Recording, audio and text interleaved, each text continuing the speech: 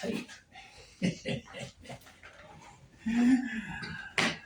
Well, good evening, everybody. Welcome to the very first pilot episode 0.2 of Dixie Dialogues, brought to you by Sons of Confederate Veterans, Secession Camp number 4, out of Charleston, South Carolina, the birthplace of Southern independence.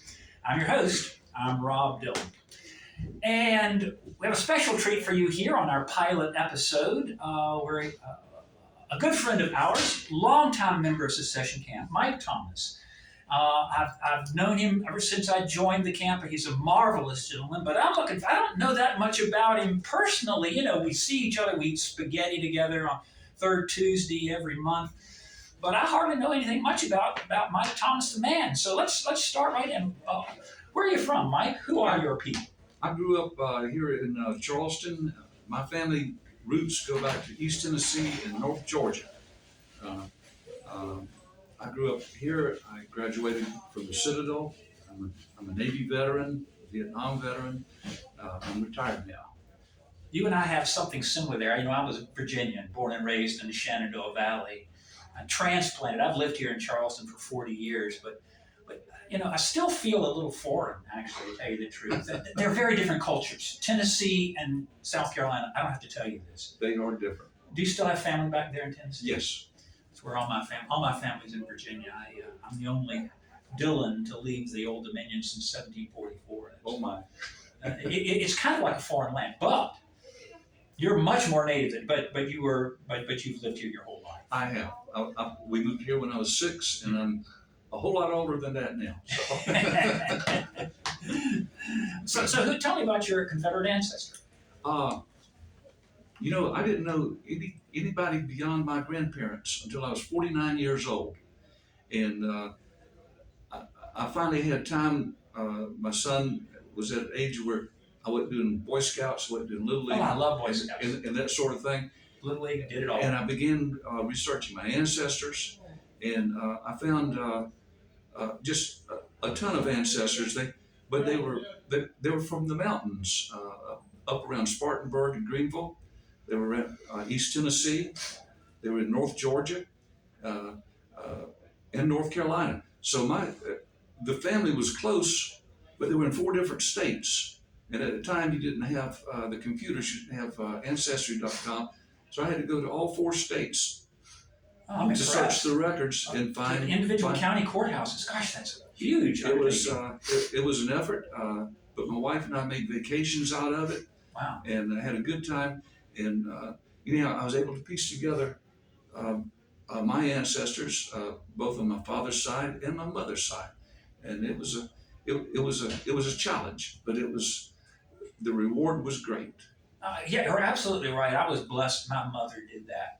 Again, it was in the 1970s or 80s, before computers made everything so much easier. She had it done by a professional genealogist, actually. And I'm going to confess something right now here. I shouldn't do this. You all keep this a secret, okay? Now, the reason my mother knew all of her people, my father knew all of his people. It's all mountains of Southern Virginia, and they were all born and raised, all in a couple of counties total, since 1744. But my mother wanted to join the UDC and the DAR.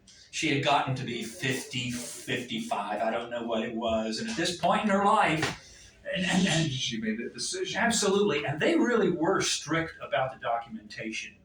Maybe the DAR more than the UDC, I'm not sure. But yeah, it had to be bound in a book. Seriously, we mean it. They're serious. Yeah.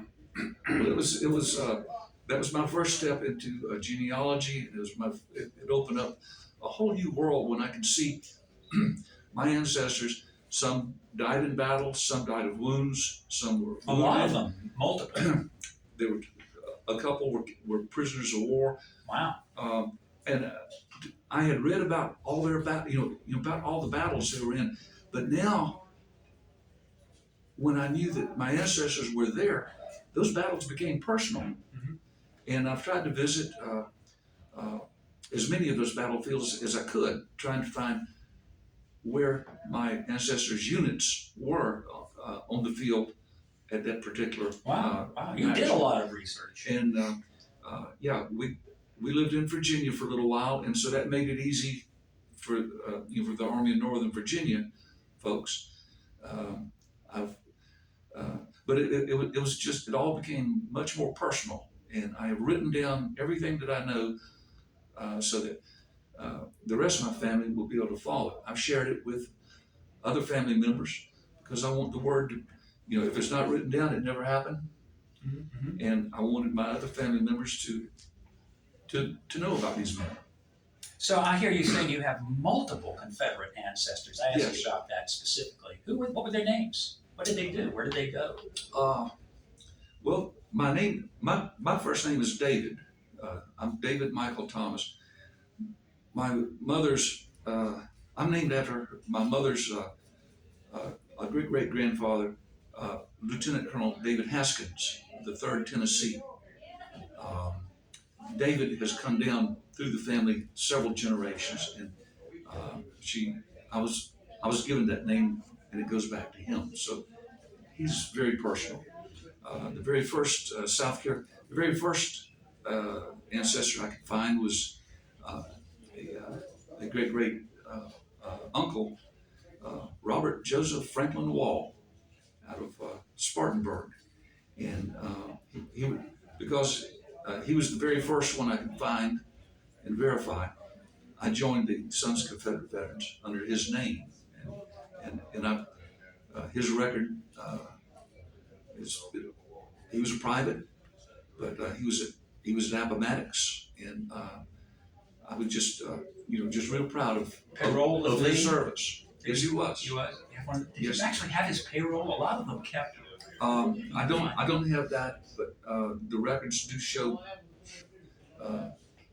clearly that he was one of 5 Walls who were paroled there at Appomattox, and he joined a company that had cousins and other relatives with the last name Wall, and it was truly a family company. Yeah. Wow. That sounds fun. Yeah. And then there were others, not slighting any of them, but there were others whose service was just as honorable. One of them at Malvern Hill. Cavalry? No, he was infantry, but he had his middle finger shot off. I've always wondered what he was doing with that middle finger. But you just find stories. You find stories that add to your knowledge of that man. Sure. Shows the character, and particularly what they did in life afterward. They were able to pick up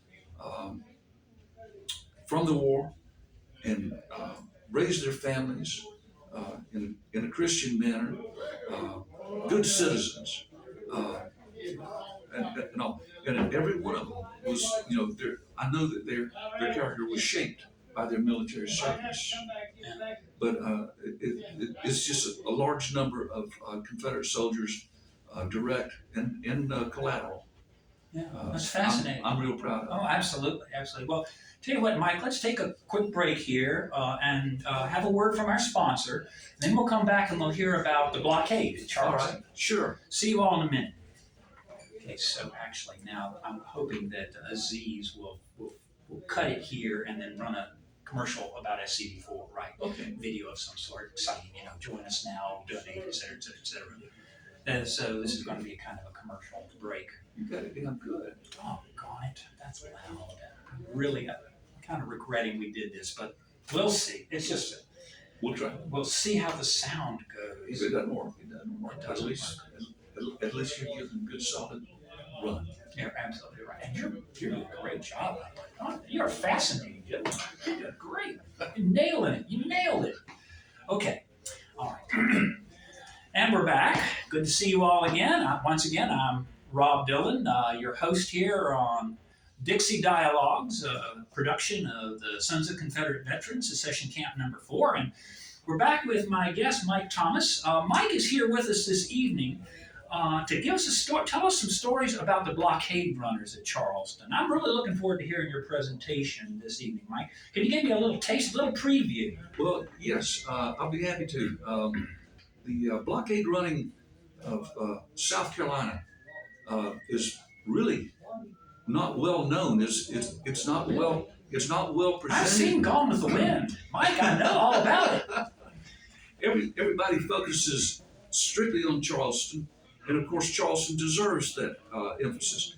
But most sources ignore what went on north of Charleston, places like Murrells Inlet, Little River, Georgetown, what's now McClellanville. Those places were booming. They were bustling I did not know that. with blockade running activities. Could they take big ships in there, little honey? They could take schooners.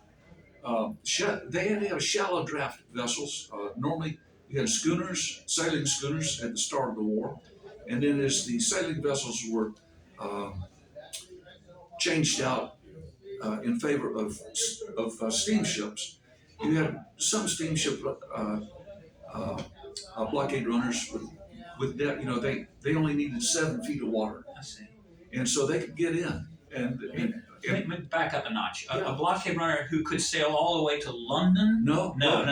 They had to anchor offshore or something. Well, no. Each of these ports that I mentioned, they had facilities to receive a ship, offload it, transfer the cargo to shallow draft elsewhere. Yeah, and then they had facility. At the same after they'd offloaded it, they would load the ship back up. These places had tugs. They had lighters. Barges. Little River and Murrells Inlet had wharves where they could handle these things. The Union ships had a depth entirely too deep. They couldn't come within about a mile. Sure. Of real shallow of these waters. But the shallow draft blockade runners just navigated right on in. Some of them would go to Winyaw Bay, go past Georgetown, up the Whack-A-Mole River, all the way up to the doorstep of Conway. Yeah, that did used to be a port of some sort. I know in the old days. Well, the people there in Georgetown County, Horry County, they had huge rice exports before the war. They also had naval stores, which is tar, turpentine, rosin. All these things were major ingredients for use in shipbuilding and maintenance of ships. And they had been servicing, or ships have been coming in for this product for decades prior to the war. But when the war started, it took a year before the Yankees could have enough ships to provide any kind of real blockade. And so for those ports, trade went on almost as normal. Ships bringing in personal commodities, household goods, industrial commodities for the farms, plantations, industries, and taking out the naval stores, cotton, and rice.